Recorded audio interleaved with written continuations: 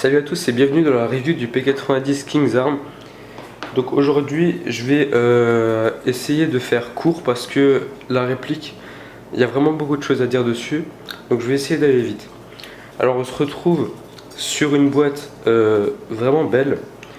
Donc je vais rapidement vous expliquer ce qu'il y a dessus. Donc vous avez une image du P90 avec les indications ici.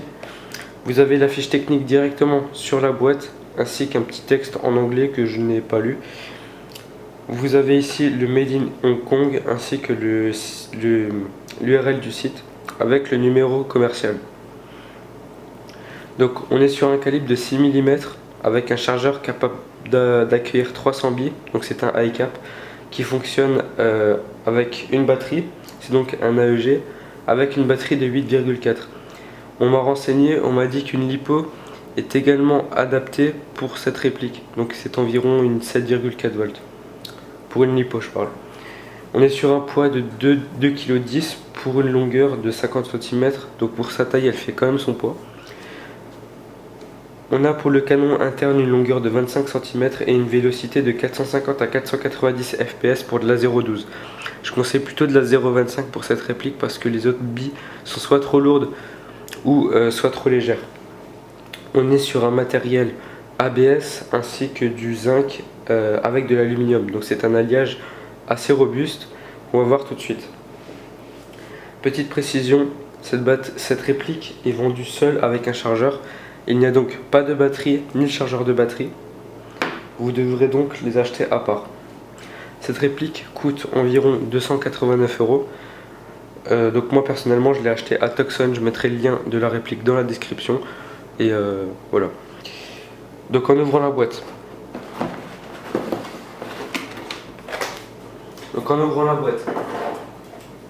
on a un manuel, donc un manuel sur le P90 assez bien fait avec du papier vraiment de bonne qualité. Donc ici on a le diagramme explosif de la réplique qui vous explique comment elle est montée avec un petit manuel pour vous expliquer comment enlever le ressort et le changer. Le manuel est vraiment bien fait. Ici on a une première couche d'une sorte de mousse une sorte de mousse bizarre, je ne sais pas ce que c'est très robuste, ça tient très bien et c'est rigide, donc voilà. Donc, on arrive tout de suite sur la réplique. Donc on a un P90 ainsi qu'une clé. Une clé, je vais vous expliquer plus tard à quoi elle sert, ainsi qu'une tige de débourrage. Une tige de débourrage qui est longue pour la réplique car elle va près du canon jusqu'à l'arrière de la crosse. Après bien évidemment il y a le compartiment batterie. Donc on enlève la réplique. Donc je vais vous montrer tout de suite ses caractéristiques. Voilà, je vais mettre ça histoire de ne pas rayer la réplique plus qu'elle n'est. Donc cette réplique, on a un corps en ABS donc qui est facilement démontable à l'aide d'une clé Allen qui n'est pas fournie avec. Je vais vous montrer tout à l'heure comment la démonter, mais je ne vais pas le faire parce que la garantie n'est pas encore terminée sur cette réplique. Donc on a, comme je l'ai dit, le corps en ABS, le upper receiver en métal, ainsi que le levier d'armement en métal. Le chargeur est lui en ABS et le reste de la réplique également. L'intérieur est en métal renforcé et juste le hop-up qui n'est pas renforcé, qui se situe ici. Donc, je vais juste vite fait faire une mise au point que vous puissiez voir correctement. La petite trappe ici, vous avez juste à la retirer en arrière et vous accédez à un bloc hop-up qui est facile à régler. Pour ce qui est de cette clé, je vais vous expliquer à quoi elle sert. Donc cette clé sert principalement à régler la mire. Désolé, j'ai eu un petit bug. Donc je vais faire une petite mise au point histoire que vous puissiez mieux voir. Donc la mire qui se situe ici, vous allez pouvoir la régler avec cette clé. Vous avez tout simplement à mettre la clé comme ça dessus et à tourner dans le sens horaire ou de l'autre côté tout simplement pour régler la mire.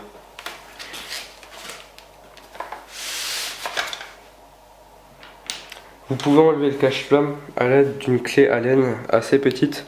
Donc je n'ai pas pris les mesures, donc vous voyez qu'elle est très petite.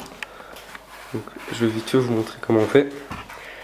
Vous retournez la réplique, histoire que vous voyez, là, vous voyez comme ça. Je vais vous montrer parce que le trou est assez petit.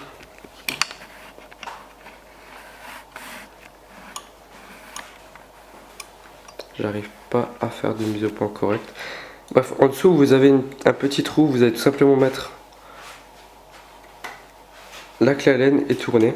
Donc ça va enlever une goupille. La goupille va rester dans le canon, donc vous ne risquerez pas de la perdre. Et vous avez juste à tourner le cache-flamme afin de l'enlever. Voilà. Pour démonter la réplique. Donc on la retourne. Et ici il y a des petites vis qui sont enlevables avec une clé Allen. Donc bien sûr la clé Allen, comme je l'ai dit avant, n'est pas fournie avec. Donc vous prenez votre clé Allen et vous démontez toutes les vis partout et vous pourrez enlever la demi-coque.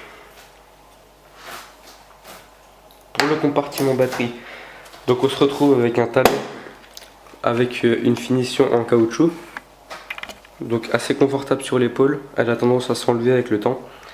Donc pour l'enlever, vous aurez juste à appuyer ici, à faire coulisser le talon vers l'arrière et vous accéderez au compartiment batterie. Ici vous avez juste à brancher comme ceci. Vous le branchez, ça c'est difficile à faire avec une main. Voilà, vous le branchez et vous glissez la batterie comme ceci dedans et c'est terminé. Donc pareil, pour remonter le talon, on va prendre le talon, on va juste le mettre comme ceci, on va appuyer sur le bouton en dessous et on va pousser. Et voilà, ça se fait tout seul.